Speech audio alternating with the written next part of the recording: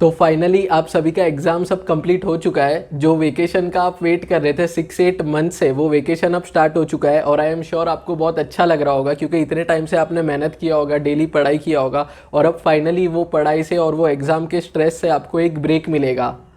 और जैसे ही exams complete हो गया, आप सभी का मैसेजेस आना स्टार्ट हो गया था कि वेकेशन तो अब हो गया है, बहुत ही अच्छी बात है, बट ऐसा कुछ बताओ प्रोडक्टिव जो हम कर सके ये वेकेशन में, मतलब मूवीज़, वेब सीरीज़ और घूमने के अलावा और सोने के अलावा ऐसा कुछ क्या करें जिससे हम कुछ नया सीख सके, हमारा प्रोफाइल ज़्यादा अच्छा बने, सीवी में वैल्यू एडिशन हो और हम हमारा टाइम सही से यूज़ कर सके। और एग्जीक्यूटिव वालों का तो कल ही हो गया था एग्ज़ाम, तो उनका तो कल से मैसेज आना स्टार्ट हो गया था कि क्या करें वेकेशन में कुछ प्रोडक्टिव, जिससे हम हमारा जो ये वेकेशन है 2.5 मंथ्स का जो टाइम है रिजल्ट के पहले, उसको सही से यूज़ कर सके। और जून एग्ज़ाम के बाद आपको ज़्यादा टाइम मिलता है as compare to December attempt, क्योंकि दिसंबर एग्जाम्स के बाद 1.5 मंथ्स में आ जाता है रिजल्ट, बट जून में ऐसा नहीं है। जून में जिसके एग्जाम्स होते हैं उनके रिजल्ट आते हैं अगस्त 25 को, तो अगस्त 25 तक आपके पास 2.5 मंथ्स पूरा है, बट दिसंबर वाले को मिलता है खाली 1.5 मंथ, तो आपके पास 1 मंथ एक्स्ट्रा है जो आप यूज़ कर सकते हो। तो अब आज ये वीडियो में आपको मैं बताऊंगा कि आप ये 2.5 मंथ्स में ऐसा क्या कर सकते हो जिससे आप टाइम सही से यूटिलाइज कर पाओ और ऐसा कुछ नया सीखो जिससे आपका कोई नया स्किल डेवलप हो। प्लस जब भी आप ट्रेनिंग के लिए जाओ आफ्टर योर रिजल्ट, तभी आपका जो प्रोफाइल है वो as compare to other candidates ज़्यादा बेटर हो, और इसके साथ साथ जो आपका स्किल्स है वो भी as compare to other candidates ज़्यादा बेटर हो। तो अब आज ये वीडियो में आपको मैं 5 एक्टिविटीज़ बताऊंगा जो आपको ये 2.5 मंथ्स के पीरियड में करना है जब तक आपका रिजल्ट आता है। और 5 का 5 एक्टिविटी एकदम बेसिक है, कोई भी एक्टिविटी के लिए आपको मेहनत नहीं करना पड़ेगा। डेली अगर 2.5 मंथ्स के लिए डेली अगर आपने सिर्फ 45 मिनट्स टू 1 आवर भी इसमें इन्वेस्ट कर लिया तो मोर देन इनफ है। और जो भी एक्टिविटीज़ बताऊँगा वो बहुत ईजी है, आप घर पर बैठ के आराम से 45 मिनट्स टू 1 आवर इन्वेस्ट करके कर सकते हो। और वीडियो को एंड तक देखना, क्योंकि वीडियो में मैं बताऊंगा मेरा पर्सनल एक्सपीरियंसेस भी। टू बी ऑनेस्ट, जब मेरा एग्ज़ाम कंप्लीट हुआ था तो रिजल्ट के पहले का जो टाइम होता है वो मैंने सही से नहीं यूटिलाइज़ किया था, क्योंकि तब मुझे पता नहीं था कि क्या कर सकते हैं। मुझे लगा था बस रिलैक्स करना है, इन्जॉय करना है, तो मैंने कुछ प्रोडक्टिव नहीं किया था। और इसके वजह से जब मेरा ट्रेनिंग स्टार्ट हुआ था मुझे बहुत सारे चैलेंजेस फेस करने पड़े थे इनिशियल 1-2 मंथ्स में। तो मेरा मोटिव ये है कि जो मिस्टेक मैंने किया वो मैं आपको बता सकूँ, ताकि आप वो मिस्टेक से सीख के आप वो मिस्टेक अवॉइड करो, और जब आपका ट्रेनिंग स्टार्ट हो तो आपका ट्रेनिंग जर्नी ज़्यादा स्मूथ हो और बेटर हो। और वीडियो को एंड तक इसलिए देखने बोल रहा हूँ क्योंकि वीडियो के बीच में ही मैं एक स्पेशल अपडेट भी दूंगा। बेसिकली वो आज के वीडियो के टॉपिक के रिलेटेड ही है, बट उसके लिए स्पेसिफिकली मुझे बहुत ज़्यादा मैसेज आए थे आप सभी के, तो उसके रिगार्डिंग मैं आपको एक अपडेट दूंगा कि कब वो टॉपिक पे वीडियो अपलोड होगा और क्या है एग्जैक्टली वो टॉपिक। और वेकेशन में क्या करना चाहिए ये क्वेश्चन के अलावा और एक क्वेश्चन आप में से बहुत लोगों ने मुझे पूछा था लिंक्डइन पे और इंस्टाग्राम पे, वो ये है कि एग्ज़ाम के बाद अभी ट्रेनिंग स्टार्ट करना चाहिए या फिर आपका रिजल्ट एक बार आ जाए फिर तब आपको ट्रेनिंग स्टार्ट करना चाहिए। तो अगर आप चाहते हो कि मैं ये टॉपिक पे वीडियो बनाऊं तो मेरे को नीचे कमेंट सेक्शन में बताओ। अगर आप में से बहुत लोगों को ये टॉपिक पे जानना होगा तो मैं उस पर एक अलग वीडियो बना दूंगा।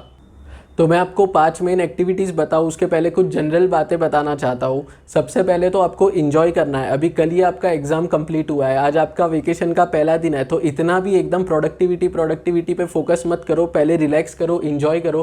कंटिन्यू 6 to 8 मंथ से आप पढ़ाई कर रहे थे, तो अभी एक आप ब्रेक दो खुद को। और ना जाने कब आपने अच्छे से लास्ट टाइम इन्जॉय किया होगा। कभी भी कोई फंक्शन होता था या कुछ भी फैमिली इवेंट होता था तो आप अटेंड नहीं कर पाते थे, फ्रेंड का पार्टी होता था तो आप नहीं जा पाते थे क्योंकि पढ़ाई रहता था। और अगर आप सपोज चले भी जाते थे तो हमेशा माइंड में ये रहता था कि मैं पढ़ रहा हूँ कि नहीं सही से, और मेरा प्रिपरेशन होगा कि नहीं टाइम पे, और अगर मैं यहाँ पे पार्टी कर रहा हूँ या इवेंट अटेंड कर रहा हूँ तो इससे मेरे पढ़ाई पे इम्पैक्ट होगा कि नहीं। बट अभी आपका एग्जाम कंप्लीट हो चुका है, अभी आप कहीं पे भी जाओ, फैमिली फंक्शंस में जाओ, फ्रेंड्स के साथ जाओ, घूमो, अपने आप को टाइम दो, जो आपको पसंद है वो करो। बेसिकली आप इंजॉय करो, कंटिन्यूसली प्रोडक्टिविटी पे फोकस मत करो। 10-15 दिन आराम से आप पूरा इंजॉय करो, रेस्ट करो, क्योंकि वो बहुत ज़्यादा ज़रूरी है।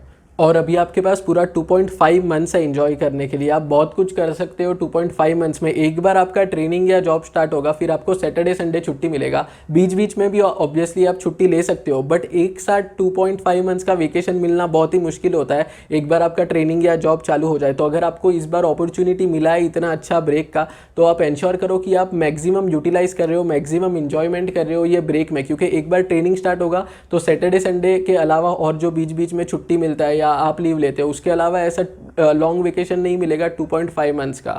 और इसके साथ साथ आपने कितने टाइम से अच्छे से रेस्ट भी नहीं किया होगा, क्योंकि होता ही है कि एग्ज़ाम प्रिपरेशन जब हम करते हैं और फिर जब एग्ज़ाम्स आते हैं तो हम हार्डली 4-5 आवर्स का नींद कर पाते हैं, जो हमारे लिए सफिशिएंट नहीं होता है। तो अब आपका एग्ज़ाम्स कंप्लीट हो चुका है, तो जितना नींद आपके बॉडी के लिए ज़रूरी है 7-8 आवर्स का या फिर उससे भी ज़्यादा, वो नींद कंप्लीट करो और आपके बॉडी को रेस्ट दो, क्योंकि ये भी बहुत ज़्यादा ज़रूरी है।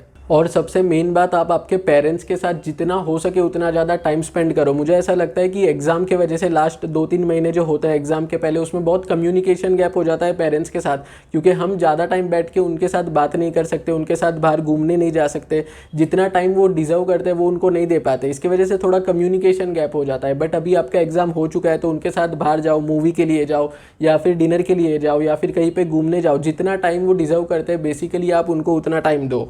और ट्रस्ट में आपके छोटे छोटे एफर्ट्स से उनको बहुत अच्छा लगेगा। अगर आप उनके साथ बैठ के एक ऑनेस्ट कन्वर्जेशन करोगे तो वो कभी आपको बोलेंगे कि नहीं, बट उनको भी हमेशा एक्सपेक्टेशन होगा कि अब इसका एग्ज़ाम कंप्लीट हो चुका है तो ये हमारे साथ बात करेगा, हम बाहर जाएंगे घूमने, टाइम स्पेंड करेंगे। तो ये बहुत आपको ज़रूरी है। बाकी कुछ करो ना करो, आपके पेरेंट्स के साथ मैक्सिमम टाइम स्पेंड करो। और ये सिर्फ अभी नहीं, हमेशा ही। जैसे अब आपका एग्ज़ाम कंप्लीट हो चुका है तो आपका टारगेट होना चाहिए कि आप मैक्सिमम टाइम फैमिली को दे सको आपके।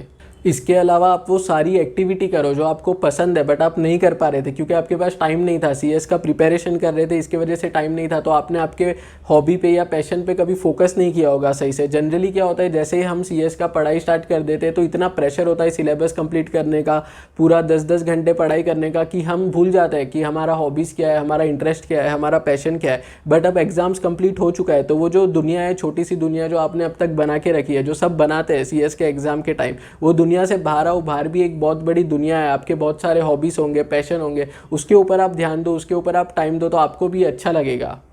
जो आपका हॉबीज है और आपका पैशन है वो भी बहुत ज़्यादा इंपॉर्टेंट है आपके हैप्पीनेस के लिए। जनरली हम एक छोटा सा दुनिया बना लेते हैं जिसमें सिर्फ हम होते हैं और हमारा बुक्स होता है सीएस का, बट अब वो दुनिया से बाहर आना है, जो बाहर की दुनिया है उसको एक्सप्लोर करो और मैक्सिमम एंजॉय करो। तो अब सबसे पहले ऐसे लोग जिन्होंने अपना प्रोफेशनल का तीनों ग्रुप नहीं दिया था या फिर एग्जीक्यूटिव का दोनों ग्रुप नहीं दिया था, या फिर ऐसे स्टूडेंट्स जिनका एग्ज़ाम फॉर सम रीज़न अच्छा नहीं गया और उनको ऑलरेडी पता है कि उनका एग्ज़ाम क्लियर नहीं होने वाला है, तो वो लोग को मैक्सिमम 15-20 दिन एंजॉय करके जो बेसिक एक्टिविटीज़ मैंने बताया वो करके मैक्सिमम बाय 1 जुलाई अपना पढ़ाई वापस से स्टार्ट कर देना चाहिए, क्योंकि दिसंबर अटेम्प्ट के लिए भी उनको प्रिपरेशन करना है। तो ये सब जनरल चीज़ें आपको करना है जो मैं आपको 5 चीज़ बताऊंगा उसके पहले। और जो मैं आपको बताऊंगा 5 चीज़, वो ऐसा नहीं है कि कल से ही स्टार्ट कर दो, आराम से 15-20 डेज आप ब्रेक लो, एंजॉय करो। वैसे भी 10-15 दिन के बाद आप खुद ही बोर हो जाओगे, आपको ही लगेगा कि अब मैं कुछ प्रोडक्टिव करता हूँ या फिर कुछ नया सीखता हूँ। तो पहले ये सारा बेसिक चीज़ें करो, रिलैक्स करो, एंजॉय करो, फैमिली के साथ टाइम स्पेंड करो, और फिर अब जो मैं बताने वाला हूँ 5 चीज़ वो करो। तो जो सबसे पहला काम आपको करना है वो ये है कि आपको आपका लिंक्डइन प्रोफाइल बनाना है। ट्रस्ट मी, आज के टाइम पे अगर आप कोई भी प्रोफेशनल कोर्स कर रहे हो तो बहुत ज़रूरी है कि आपका एक अच्छा लिंक्डइन प्रोफाइल हो। और मैंने देखा है मैक्सिमम सीएस स्टूडेंट्स का लिंक्डइन प्रोफाइल नहीं होता, क्योंकि जब वो पढ़ाई करते हैं तब उतना टाइम नहीं रहता है, वो अंडरस्टैंडेबल भी है। लिंक्डइन का इंपॉर्टेंस आप ये बात से समझ सकते हो कि मैंने ये वाले वीडियो में बताया था job opportunities for company secretaries in Dubai, जिसमें 5 जॉब अपॉर्चुनिटीज़ थी दुबई में फॉर कंपनी सेक्रेटरीज। बट उसमें एक एलिजिबिलिटी क्राइटेरिया था कि आपका एक लिंक्डइन प्रोफाइल होना चाहिए। तो आप समझो उसमें ऐसा क्लियरली लिखा था कि अगर आपका लिंक्डइन प्रोफाइल नहीं होगा तो आप वो जॉब के लिए अप्लाई नहीं कर सकते। तो इससे आपको एक आइडिया आएगा कि कितना इंपॉर्टेंट है लिंक्डइन प्रोफाइल।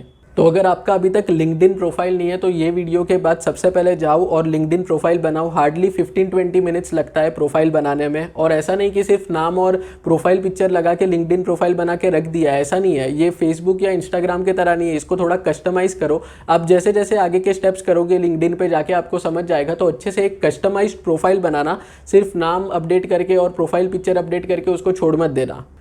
लिंक्डइन पे आप बहुत सारे प्रोफेशनल से डायरेक्टली बात कर सकते हो। और ये तो छोड़ो, बट अगर आपका कोई ड्रीम कंपनी है, सपोज आपको कोई कंपनी में ट्रेनिंग या फिर जॉब के लिए जाना है, तो वहाँ पे जो ऑलरेडी काम कर रहा है उनको आप डायरेक्टली मैसेज कर सकते हो कि कैसे हम ज्वाइन कर सकते हैं, वैकेंसी है या नहीं। इसके साथ साथ एम्प्लॉय को भी छोड़ो, डायरेक्टली आप हेड सीएस तक को भी मैसेज कर सकते हो, उनसे बात कर सकते हो, एक प्रोफेशनल कनेक्शन बिल्ड कर सकते हो। इसके साथ साथ लिंक्डइन पे बहुत सारे अलग अलग कोर्सेज भी होते हैं जो अगर आप करोगे तो आपके सीवी में बहुत ज़्यादा वैल्यू एडिशन होगा।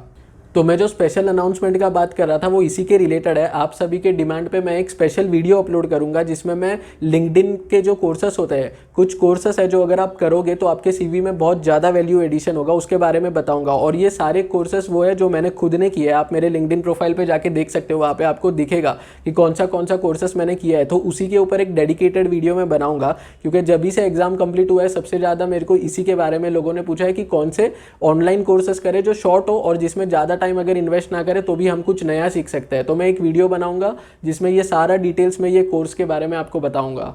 जो सेकंड एक्टिविटी आपको करना है वो ये है कि आपको माइक्रोसॉफ्ट वर्ड, एक्सेल और पावर पॉइंट का बेसिक फंक्शन सीखना है। ये वीडियो का सबसे इंपॉर्टेंट पॉइंट यही है। आप कोई भी फर्म में चले जाओ, कोई भी कंपनी में चले जाओ, कितना भी छोटा हो कितना भी बड़ा हो, जब तक आपको माइक्रोसॉफ्ट वर्ड और एक्सेल नहीं आता तब तक आप अच्छे से काम नहीं कर पाओगे। एक बार आप पावर पॉइंट मत सीखो अगर आपको लग रहा है कि आपके पास ज़्यादा टाइम नहीं है, बट वर्ड और एक्सेल सबसे ज़रूरी है। आप कहीं पे भी चले जाओ, वर्ड और एक्सेल के बिना आप काम नहीं कर पाओगे।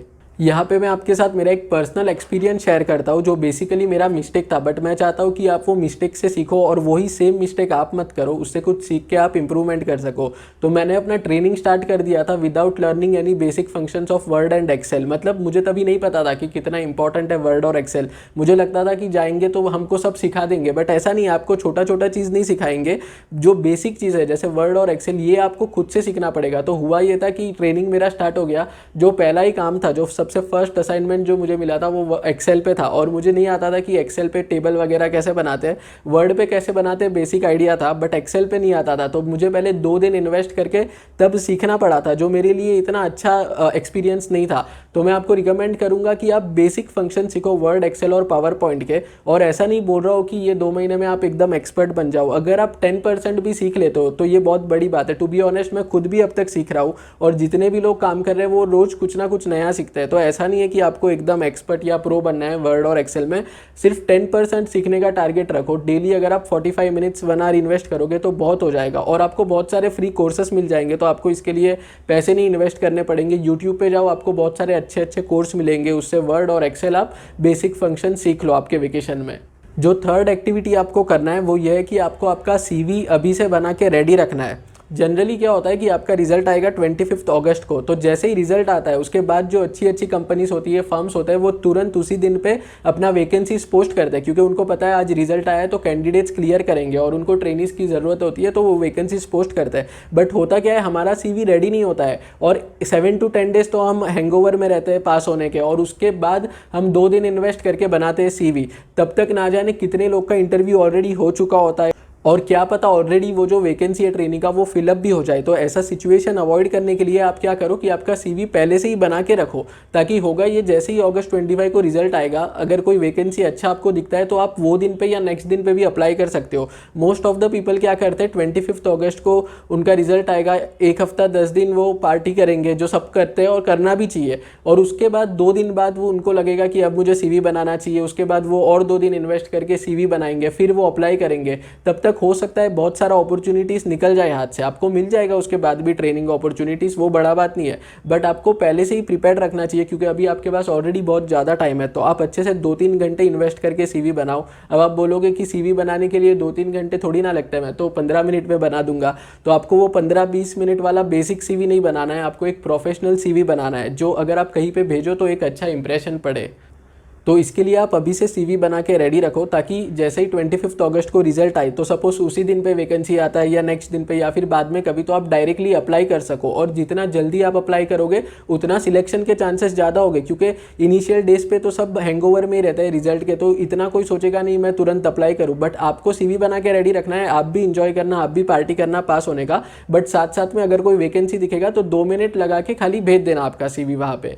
और अगर आप चाहते हो कि मैं एक अलग वीडियो बनाऊं जिसमें मैं मेरा खुद का सीवी बताऊं, दोनों, जो मैंने ट्रेनिंग के टाइम यूज़ किया था वो, और सेकंड जो मैंने जॉब के टाइम यूज़ किया था EY और इन्फोसिस में, और ट्रेनिंग के टाइम जो मैंने भेजा था L&T और दूसरी कंपनीज में, अगर आप चाहते हो कि ये दोनों सीवी में आपको मैं बताऊं, और साथ साथ बताओ कि कैसे आप वो सीवी को रेफर करके आपका एक प्रोफेशनल सीवी बना सकते हो, तो मेरे को नीचे कमेंट सेक्शन में बताओ। अगर आपको जानना होगा वो टॉपिक पे, तो मैं वो एक वीडियो बना दूंगा एक अलग टॉपिक पे।